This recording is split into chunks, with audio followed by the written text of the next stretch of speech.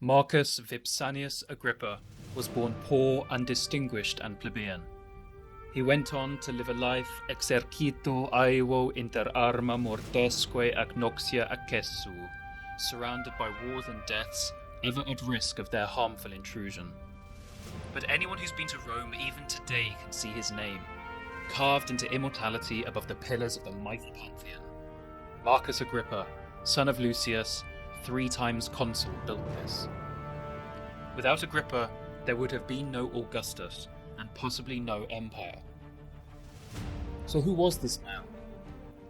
He was a man who rose from nearly nothing to become one of Rome's most powerful and enduring politicians. A man who dominated battles on land and sea, who raised the standard of living for even the poorest Roman citizens, and a man who became the direct ancestor of multiple Roman emperors. Agrippa was second only to Augustus in his time, and without him history could have been very different indeed.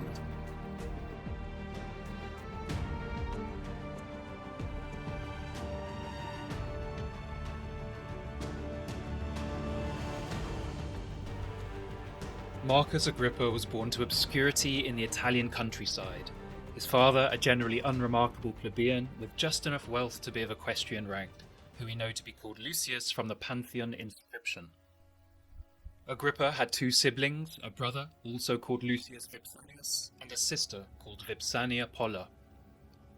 There isn't much on record about Agrippa's childhood, but we know that he and his brother Lucius entered military service on opposing sides of Caesar's civil war.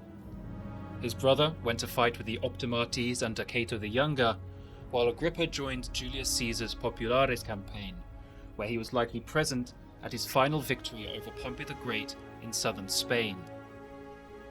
Agrippa's military achievements and intellectual potential during this time caught Caesar's eye, no small feat in itself, and the soon-to-be dictator in perpetuo sent him away for a prestigious education. So it was that Agrippa came to Apollonia, a Greek trade centre under Roman rule in Illyria, modern-day Albania.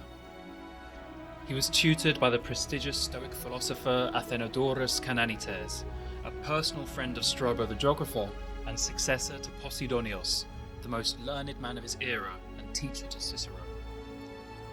And who do you think Agrippa studied with? None other than young Gaius Octavius, the future Caesar Augustus and first emperor of Rome. There, the historian Appian claims that Agrippa became Octavius's philtatos, his closest friend. Suetonius also honours Agrippa's legacy at this point, saying that when Octavius and Agrippa went to the astrologer Theogenes in Apollonia, the man said of Agrippa that magna et paene incredibilia praedikerentur. Great and almost incredible things were predicted for him, so much so that Octavius was almost reluctant to be compared to him. Agrippa's fate was all but set in stone then, by the year 44 BCE, on the Ides of March. When news of Julius Caesar's death reached Octavian, his nephew, in Apollonia, Agrippa accompanied the young aristocrat back to Rome. And when they landed upon the shores of Lupiae in southern Italy, Octavian learned that he had been named Julius Caesar's heir. And so Agrippa's fortunes turned suddenly, from humble origins to the very heart of a power struggle for dominance in the Roman Republic. Agrippa thereon became Octavian's lieutenant, confidant, and right-hand man. In opposition to them were Mark Antony and Lepidus, so Octavian needed an army. Agrippa helped him raise one in Campania, giving Octavian the power to form a pact, the Second Triumvirate, Octavian, Antony, and Lepidus. It was around this time that Agrippa entered politics himself. As Servius Honoratus points out in his commentary on the Aeneid, due to his low birth, Agrippa could only at this time stand for tribune of the plebs. But he was elected nevertheless, and was a tribunus plebi quietissimus, a greatly impartial tribune. The following year saw Agrippa play a critical role in defeating Octavian's enemies, Caesar's assassins Brutus and Cassius in Macedonia, and the family of Mark Antony in Perugia. With the enemy hamstrung for now, Octavian departed Rome, leaving Agrippa to deal with any problems that might arise from the son of Sextus, rival Pompey the Great, Sextus Pompey, a skilled general in his own right. This duty came with the title of Urban Praetor, the highest position in the Republic under consul, presiding over civil law, the city's defences, and honorary games. Agrippa was a keen politician and even introduced a new game to the Circus Maximus called Troy, to be performed by the children of the nobility, a surefire way of making a good name for himself amongst Rome's elite beyond his association with Octavian. But Sextus Pompey, who had previously occupied Sicily, was meanwhile gathering a force to attack Rome. Agrippa's preoccupation with the games was the perfect time to strike. He sailed over to Italy and began pillaging his way towards Rome. But Agrippa would not let him steal his thunder. Taking his forces straight to the enemy, he quickly routed Pompey, who left just a few garrisons in Italy behind, before retreating back to Sicily. The enemies did not sit still for long, however, and Octavian was forced to return. Over the next few years, his enemies repeatedly tried to defeat him, chaotically allying and betraying each other time and again in the process. It was around this time that Antony famously attached himself to Cleopatra, and eventually allied with Sextus Pompey too. Together they were able to conquer the eastern Roman city of Sipontum and establish there a base. As Cassius Dio puts it, Octavian sent Agrippa to Sipontum, where he took the city by storm. Houtos men biaiten polin heile. This was a pivotal moment in the conflict, and, sent as an ambassador to Mark Antony, Agrippa secured a ceasefire and earned his place as the overseeing general of all Octavian's legions. Agrippa's political career stepped up here too, and he was given the governorship of Transalpine Gaul. He didn't waste his time to shine and followed in the very footsteps of Caesar in quelling an Aquitanian Gallic rebellion, crossing the Rhine, and warring with the Germans.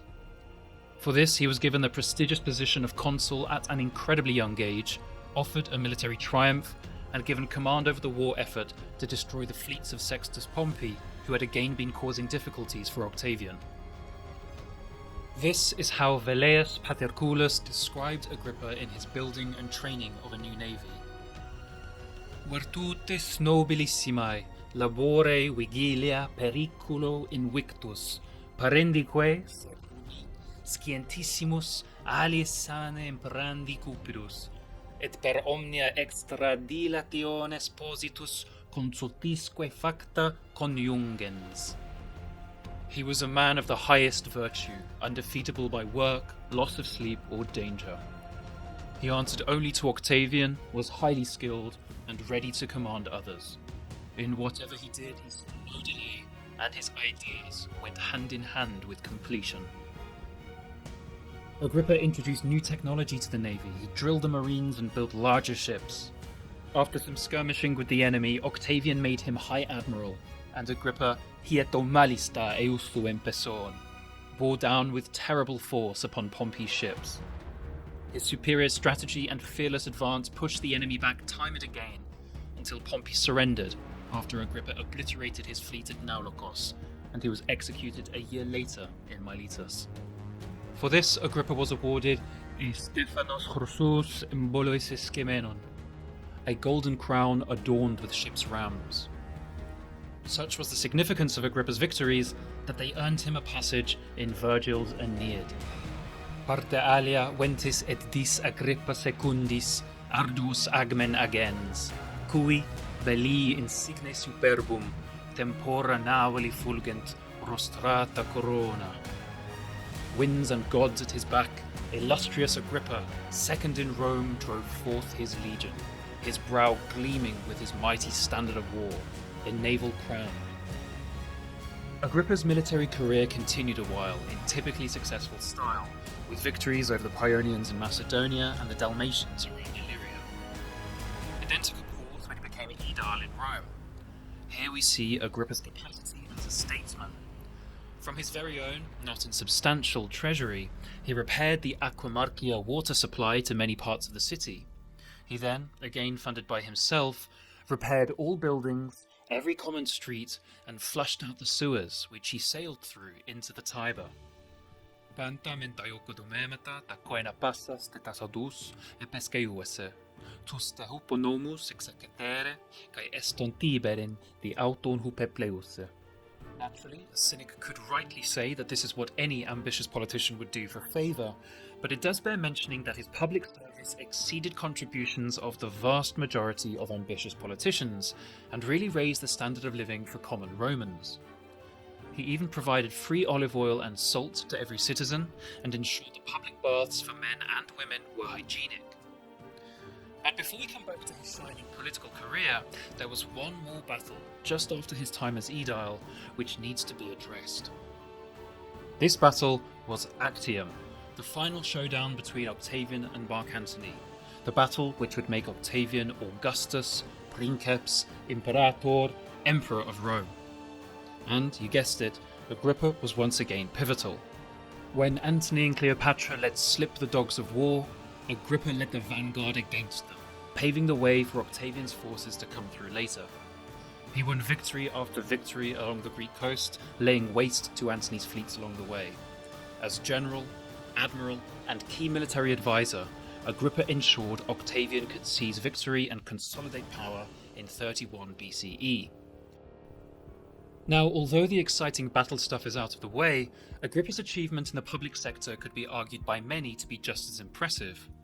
Suetonius records that Octavian boasted of Rome sit gloriatus marmoream se relinquere, quam latericiam accepisit.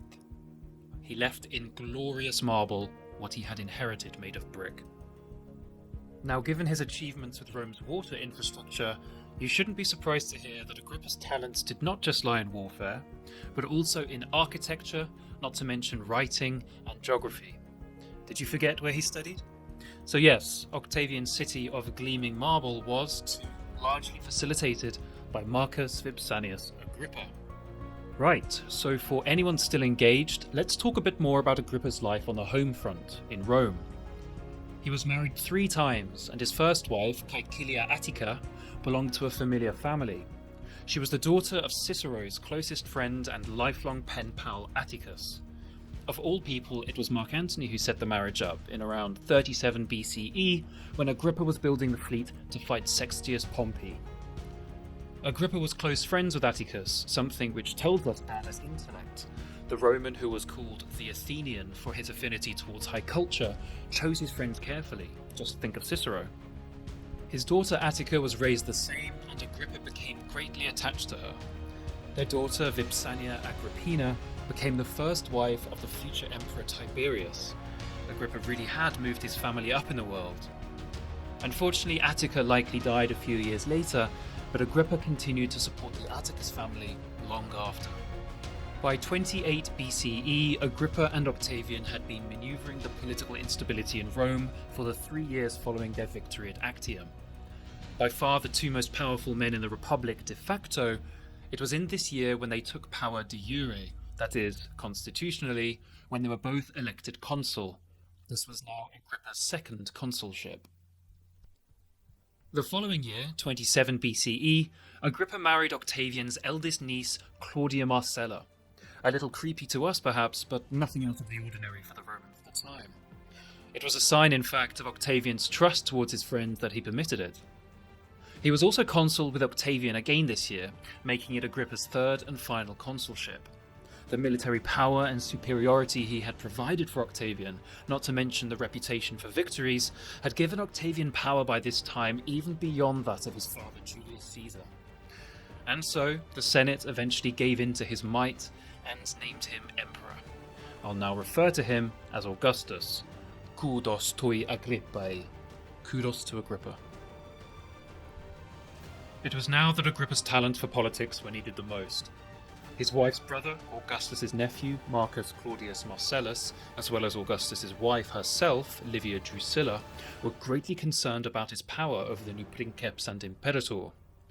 But despite their wishes to have him exiled, Agrippa exerted his wits expertly and navigated his way into a position where he could convince Augustus that he'd be best placed in the east, in command of a vast army and on a diplomatic mission, simultaneously keeping the emperor's favour, strengthening the empire, and staying out of intrigue. It worked perfectly, and when he returned, he was given more power than any other man in the history of Rome who had not been a dictator or a king. Cassius Dio called it her autarchia, absolute power. By 18 BCE, he had the power of a consul, the power of the Senate, and power of the plebs. That is to say, he could veto any policy not issued by Augustus himself. He also divorced Marcella to marry Augustus's daughter Julia, becoming the emperor's son-in-law as well as lieutenant. But, by all accounts, he acted well within this power. Cassius Dio devoted a long passage to a speech of his which he had delivered to Augustus in his Aelia, urging him not to pursue the role of emperor. Agrippa was a man of restraint and worried that Augustus could become a tyrant. He kept this mindset when he governed his provinces, winning respect from his people, including the Jewish population. He was a patron of the arts and designed and built many buildings around Rome, not least of which was the original Pantheon. While his was destroyed in 80 CE, the one we see today was built under Trajan and dedicated to Agrippa, with the very same inscription above it in honour of him.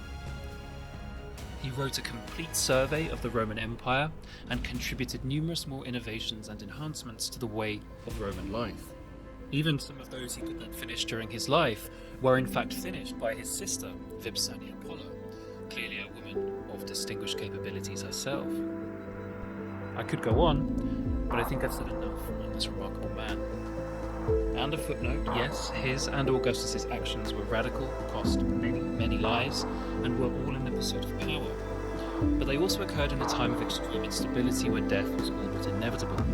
Agrippa was a calming and moderate influence on the highly ambitious Augustus, and through his support was able to bring years of peace to Rome and save their enemies.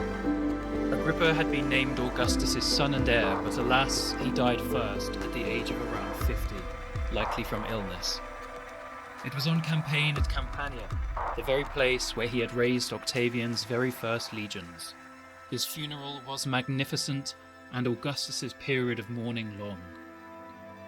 His funeral eulogy was delivered by the consuls Quintilius Varus and the future emperor Tiberius. Augustus himself gave a heartfelt oration and later decreed that Agrippa be moved into his own imperial mausoleum. His name was plastered over Italy, and he will unlikely be forgotten anytime soon.